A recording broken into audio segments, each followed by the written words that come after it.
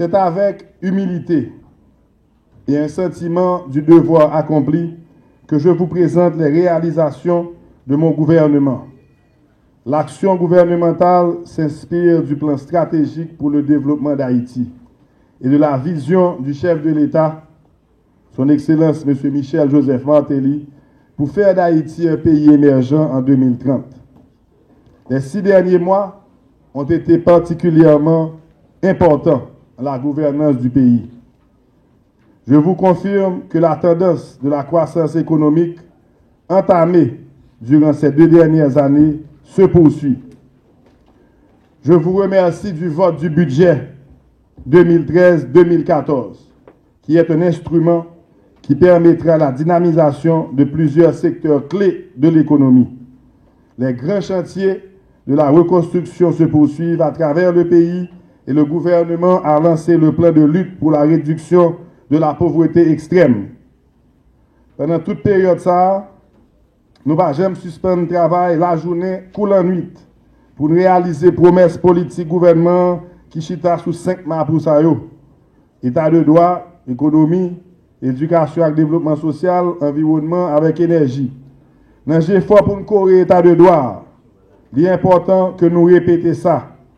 Je dis à travail sécurité publique là à bras poursuivre. À cause de travail que nous réalisons, kidnapping n'a baissé de 56%. Là, nous comparons à la situation 4 premiers mois, janvier à mai de l'année dernière. Là, nous considérons tout effort que la police nationale a mis. Là, nous considérons tout effort que la société a fait contre Pougoumé, contre bandits, contre kidnappeurs, contre Zenglando. Eh bien, travail là, difficile, mais la bras poursuivre. Pour travail là, qui a fait plus bien, la police là, joigne plus passé 80 pick-up qui a servi pour opération contre Zenglando. Et pour la police là, qui a en mesure de répondre, le peuple a relève. La police là, tout, joigne plus passé 10 camions transport pour le capable arriver sous site là pour le faire travail. La police recevoir bus pour transport, 102 motocyclettes, 3 camions avec bon genre équipement qui permettent aux policiers de faire face avec toute qualité criminelle. La police a besoin de plus d'équipement pour le faire un meilleur travail. Mais je suis à l'aise pour me dire qu'avec ces ressources qui étaient disponibles là, la police là a fait et continue à faire en pile pour nous toute sécurité. Ce renforcement de la police nationale va de pair avec le processus de désengagement des forces onusiennes. La lutte contre les crimes économiques et financiers s'est accrue sensiblement avec de nouveaux moyens légaux permettant de mieux combattre cette délinquance. Les aspects de prévention et d'éducation ont été engagés avec la formation de plus d'une centaine d'agents publics. Les contrôles frontaliers et la gestion des migrations ont été nettement améliorés.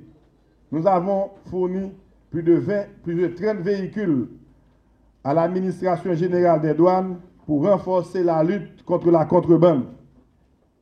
Les chantiers lancés pour les services de la justice au cours du précédent semestre ont été achevés. 3 tribunaux de première instance et 12 tribunaux de paix ont été construits à travers notre pays.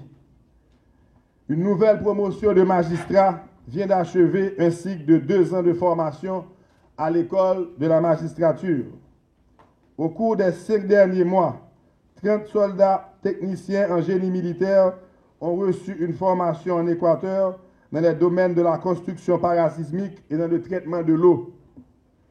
Une importante réforme de l'État a été engagée depuis ma prise de fonction pour doter le pays d'une administration publique efficiente et compétente, capable de délivrer des services publics de proximité et de qualité à l'ensemble de la population sur toute l'étendue du territoire.